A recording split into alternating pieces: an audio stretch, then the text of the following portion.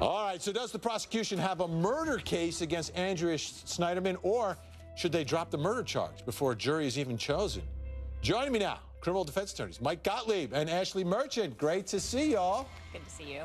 All right, let's begin here. Mike, if you're the defense today, what are you thinking? Are you just hoping that they drop the charges?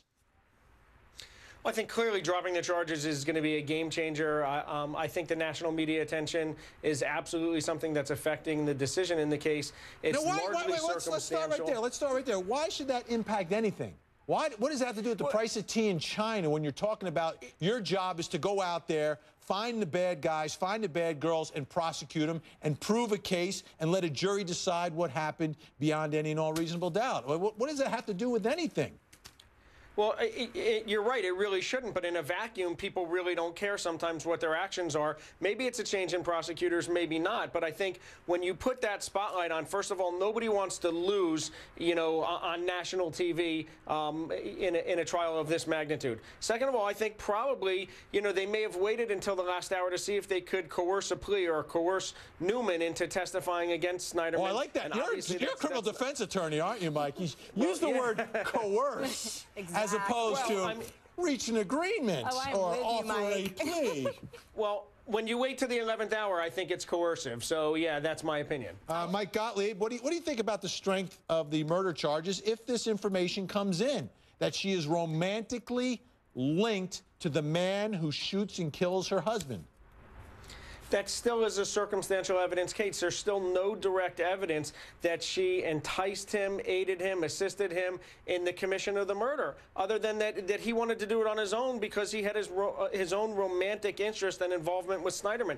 The fact that she committed an extramarital affair, while it might be immoral, it does not prove that she had any intention to kill her husband. In fact, she said she never wanted to leave her husband. It doesn't even prove she had a motive to want her husband to be killed.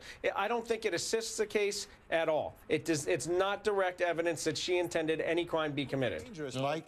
I'm wondering, how much of an onus do you think there should be on us, the diabetics, who this can happen to? We have driver's licenses. We're out on the roads, and these low blood sugars can sneak up on us sometimes.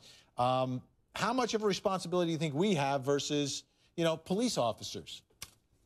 Well, I think the problem is when you're passed out, there's not much information, obviously, that you can impart to the police. So, if you're wearing, like you said, she had a pump on her belt, you wear the bracelet on your wrist, there's only so much information you can impart. But I think the problem is the police are rushing to judgment and thinking, hey, this is a bad guy, a person who's ignoring me or backing up in their car. They also have an obligation to perform a welfare check. And they've got a very difficult job. They don't know if they're going to get hurt. But in her situation, she was clearly passed out. They broke her window open.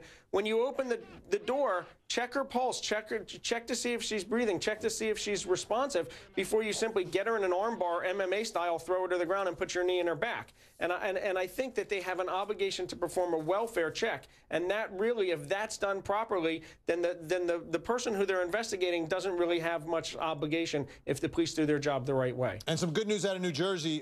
They're considering a bill that would allow people to voluntarily indicate that on their driving record, so police will know that when they pull you up. That's a New Jersey diabetes bill. So I think it's a great idea. Great job by the Dream Team. Thank you. But should we be concerned, Mike, about this self-investigation of the theme park industry?